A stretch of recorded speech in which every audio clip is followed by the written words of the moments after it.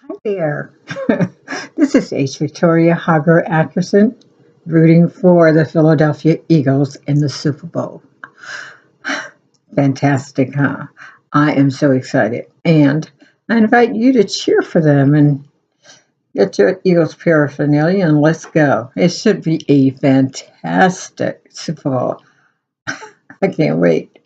I have another area I want to share with you as far as writing your stories and then putting your own personal interests and your personal points of view into your stories. There are many things you can consider, especially the things that you're passionate about. So, our next topic is going to be hot topics.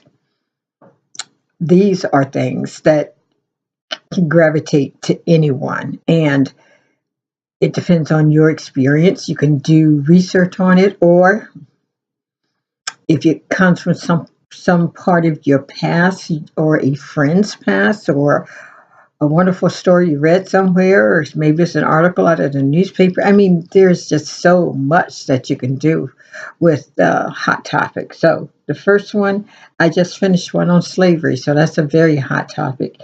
Civil rights is always another area that we need to work on, and the Black Lives Matter movement, because those are things that are present and that's in the news the most.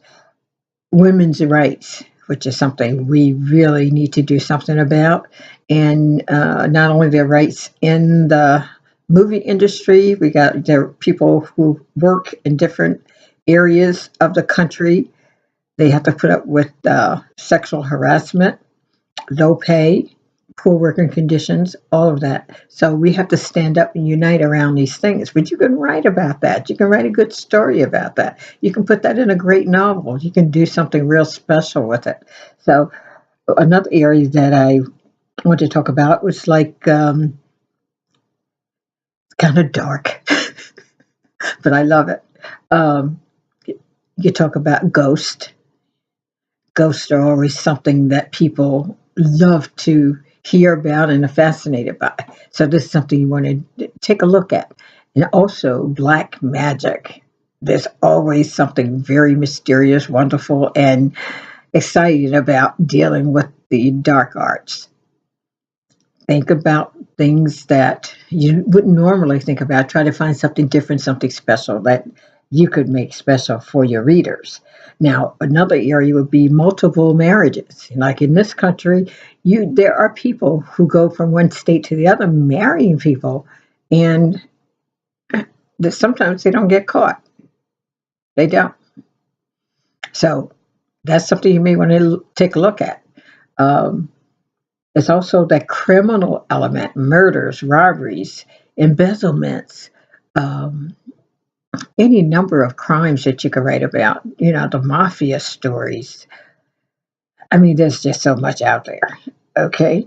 Now, the other thing that is good, other topics that are really good, global warming, because it's something that's happening, but we need somebody to personalize that, to make it their own and present it in a way that people can understand it and maybe get a handle on it, just to bring awareness that this is happening to our planet. So that's critical. The other thing is war, World War One, World War Two, Desert Storm, Vietnam. I mean, the Civil War, you got all of that. I mean, those are stories that sometimes need to be told, not just because people are fascinated by it, because it may prevent another war. So those are things that are out there. They're always hot topics that people would love to read about. And they're little gold mines, little nuggets for you to pick up and write about. The Wild Wild West is always, everybody loves a good Western. And the thing that I think would be really good too, if we kind of look at the geographical differences in people on the West Coast, people on the East Coast. People on the East Coast tend to be, in my opinion, a little bit more conservative than the people out West. And I'll give you an example of that. years ago when I lived in California, I had two friends. We went to a party, and someone dared them to get married. Everybody got in the car. They went to Las Vegas. They got married, and I think they spent the night together, collected their debt, and they went back. They never lived together, but they got married. I mean, who does that? I was like, I don't even believe that happened, but it did. But it's just one of those stories. Uh, in marriages, my cousin had told me, uh, because she was married 5 times, and I said, "Why did you marry so many times?" Because I find that people out west divorce more than people on the East Coast. And she told me they didn't work. When I find a husband that doesn't work, I get rid of him and get another one. And I'm like, but why would you do that? And she said, well, when my car doesn't work, I get rid of it. So if my husband do not work out, then I get rid of them. Like, okay, lady.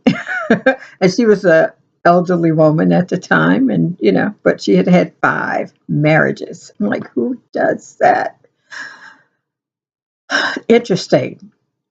Yeah. So East and West, I think there's a difference because the attitudes are different.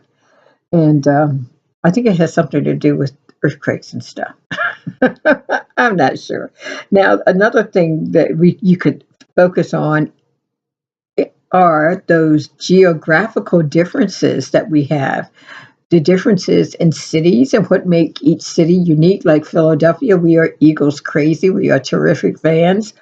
We are very opinionated, and we let you know that. People who are in different parts of the country are different. Maybe they're not so outspoken. How are we different from people in Texas, Louisiana, or California, for instance? Now, one of the things I loved about New Orleans was the people were just so friendly. I have never met anyone as friendly as people in New Orleans.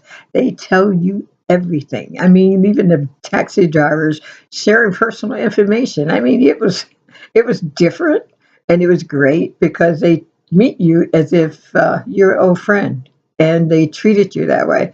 And I love it when they were correcting us and don't come down here changing our language. What do you mean? Because we say words a certain way, they don't want them changed.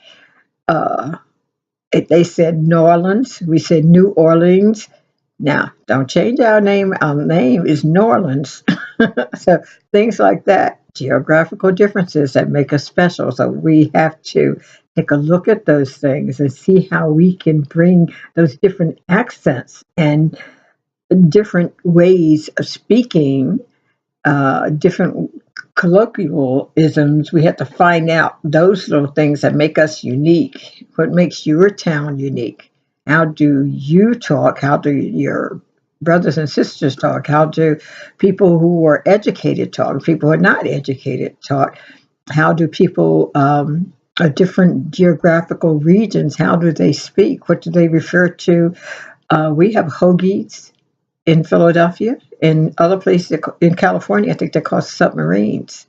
And you have different areas. What makes those things unique? And you have to bring that out in your writing. Whenever you're writing about a particular town or particular city, particular area or neighborhood, pull those things out that make that special and make it different. You have to point out, that's your job, to point out those wonderful differences that we all have, whether it's geographical or personality wise, whatever.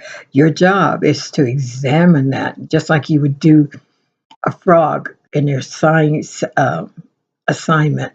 You have to dissect it, identify the different parts, and then summarize it and let everybody know exactly what is happening there. And you do that with every situation. Look at it, dissect it, pull it apart, and then tell us what you think.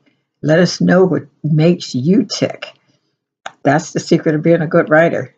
Let us know who you are and make it interesting. Make it interesting. So you take care. I think you have a lot to do when you think about it, and a lot of different ways in which you can write your stories and make them wonderful and everlasting. You want to make little jewels that'll be on the earth for centuries to come. Little writing never goes away.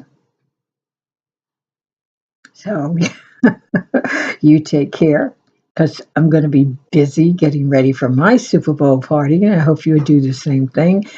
And cheer for the Eagles, because we need that spirit, that Eagle spirit, to just multiply, because we think they're going to do a great job. This group of guys, I tell you, they're like brothers, and it's a great sense of family and teamwork. And you can see it as they move around and they socialize and they talking to each other on the field and off.